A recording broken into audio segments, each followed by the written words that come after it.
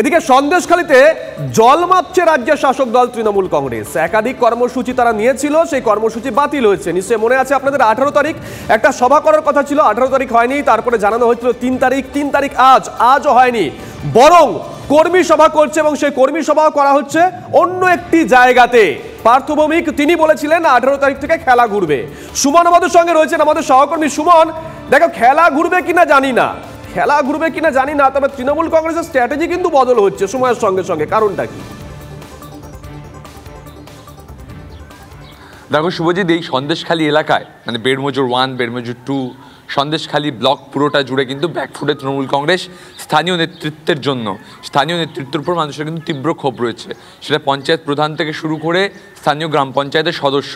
সেই জায়গায় দাঁড়িয়ে তৃণমূল কংগ্রেস তাদের মুখটাকে বদলে ফেলতে চাইছে। যারা স্থানীয় তৃণমূল করেন তাদেরকে বাদ দিয়ে পুরনো তৃণমূল, আদি তৃণমূলকে তৃণমূলের মুখ হিসেবে তুলে ধরা হচ্ছে।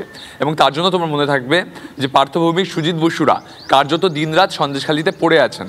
এখন আজকে 3রা মার্চ ধামাখালীতে তৃণমূল কংগ্রেসের বিরাট সভা হওয়ার কথা ছিল, যেখানে তৃণমূল কংগ্রেস মূলত তাদের জনসমর্থন দেখাতো যে দেখুন এত কিছুর পরেও এত মানুষ আমাদের সাথে আছেন।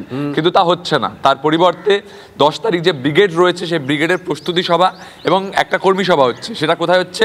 রামপুর রিফিউজি স্কুলের মাঠে। ধামাখালীতে নয়, সন্দেশখালীতে নয়, বেশ অনেকটা দূরে। মানে এর আগেও কর্মী সভা দেখেছিলাম সুমন, আজকেও দেখছি এই কর্মী সভা করে জল মাপতে চাইছে শাসক দল, যে কত লোক তাদের ডাকে সাড়া দিতে পারে না দিতে পারে, এটাই মাপার চেষ্টা। একেবারে তাই,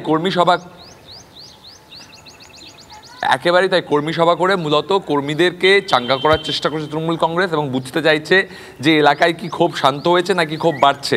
এবং তোমাকে যেটা বললাম, এই কর্মী সভা করে পুরনো আদি তৃণমূলের কর্মীদের, মানে যারা কার্যত এক্সটেন্ড হয়ে গেছিলেন, যাদেরকে দেখা যেত না, তাদেরকে অ্যাক্টিভ করার চেষ্টা করা হচ্ছে। বলা যেতে পারে বীরভূম মডেল। বীরভূমে দেখেছিলাম আমরা এইরকম কাজল শেখের মতো নেতারা কোণঠাসা ছিলেন দীর্ঘদিন ধরে, তাদেরকে সামনে নিয়ে আসা। নজর থাকবে সুমন।